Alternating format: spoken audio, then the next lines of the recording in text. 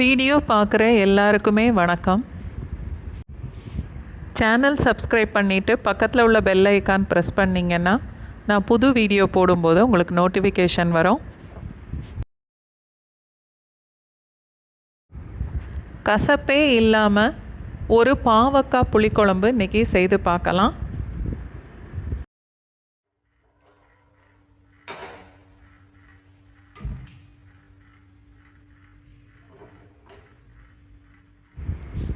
ஒரு 2 டீஸ்பூன் அளவுக்கு எண்ணெய் ஊற்றிட்டு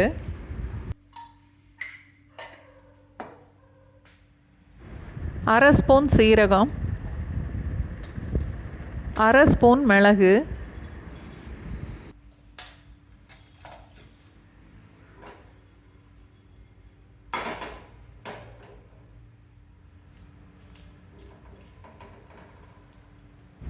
ஒரு 4 பல்லு பூண்டு,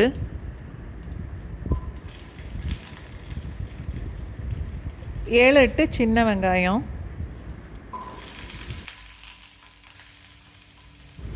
ஒரு கொத்து கருவேப்பிலை,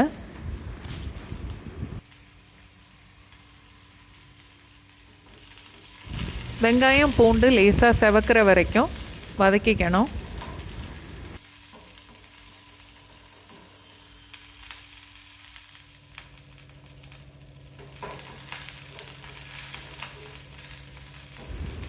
வெங்காயம் பூண்டு செவந்ததுக்கப்புறம் 2 தக்காளி நல்ல பெரிய துண்டாக கட் பண்ணி அதையும் சேர்த்துட்டு இப்போ அடுப்பை ஆஃப் பண்ணிடலாம். தக்காளி வதக்க வேண்டாம், அந்த சூட்லேயே இருந்தால் போதும். ஒரு நெல்லிக்காய் அளவுக்கு புளி, இதை தண்ணியில் ஊற வச்சு நல்லா கரைச்சி எடுத்து வச்சுக்கணும்.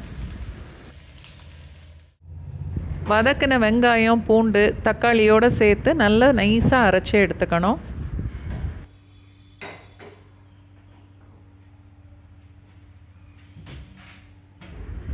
புளிக்குழம்பு தாளிக்கிறதுக்கு நல்லெண்ணெயிலேயே தாளித்து பாருங்கள், ரொம்ப நல்லாயிருக்கும். ஒரு 3 டேபிள் ஸ்பூன் அளவுக்கு நான் நல்லெண்ணெய் சேர்க்குறேன். நல்ல பெரிய சைஸில் ஒரு பாவக்காய், ஒரு 7-8 பல்லு பூண்டு, ஒரு 10-12 சின்ன வெங்காயம், அதோட ஒரு கொத்து கருவேப்பிலை, ஒரு ஸ்பூன் கடுகு, ஒரு 1/4 டீஸ்பூன் அளவுக்கு வெந்தயம் தாளிச்சிட்டு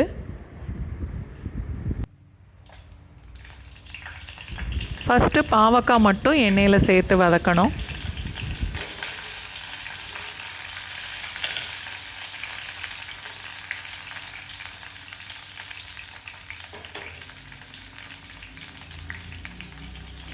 அடுப்பு லோ ஃப்ளேமில் வச்சுட்டு பாவக்காவை எண்ணெயில் நல்லா வதக்கினாலே கசப்பு இருக்காது.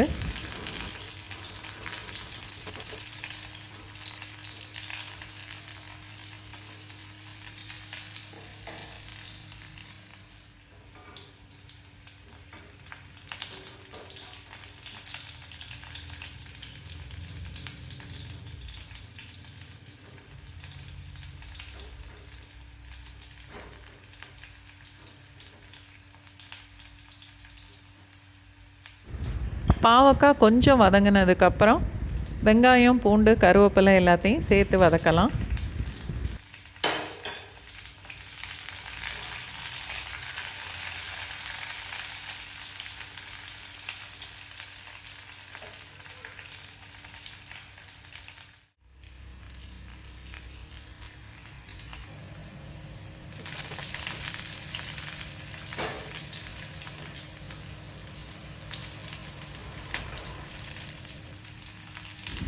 பாவக்காய் இந்த எண்ணெயிலேயே ஒரு பாதி அளவுக்கும் மேலேயே வெந்துடணும். அதுக்கப்புறம் நம்ம அரைச்சி வச்ச தக்காளி வெங்காயம் பூண்டு எல்லாத்தையும் இப்போ சேர்த்துடலாம். அதோட ஒரு 3 டீஸ்பூன் அளவுக்கு மல்லித்தூள், 2 டீஸ்பூன் மிளகாத்தூள். இந்த குழம்பு கொஞ்சம் காரமாகவே இருக்கட்டும், அப்போ தான் பாவக்காவோட கசப்பு தெரியாது. 1/4 டீஸ்பூன் மஞ்சத்தூள், அதோட தேவையான அளவுக்கு உப்பு, எல்லாத்தையும் சேர்த்து 1 நிமிஷம் வரைக்கும் வதக்கிட்டு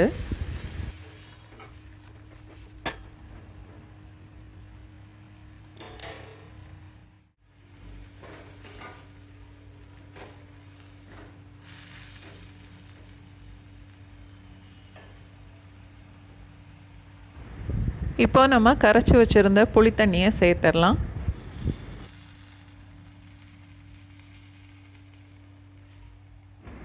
அதோட தேவையான அளவுக்கு தண்ணியும் சேர்த்துக்கணும்.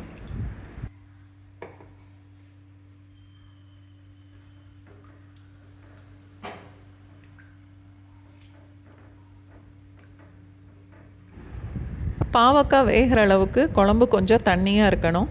அதனால் இன்னுமே ஒரு 1/2 கப் அளவுக்கு தண்ணி சேர்த்துக்கலாம். 1 டீஸ்பூன் வெல்லம்,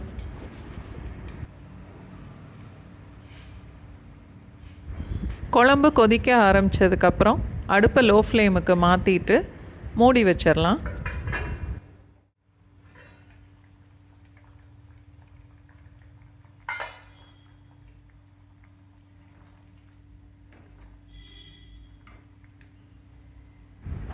சின்ன பர்னரில் லோ ஃப்ளேமில் வச்சுட்டு 5 நிமிஷத்துக்கு அப்படியே மூடி வச்சிடலாம்.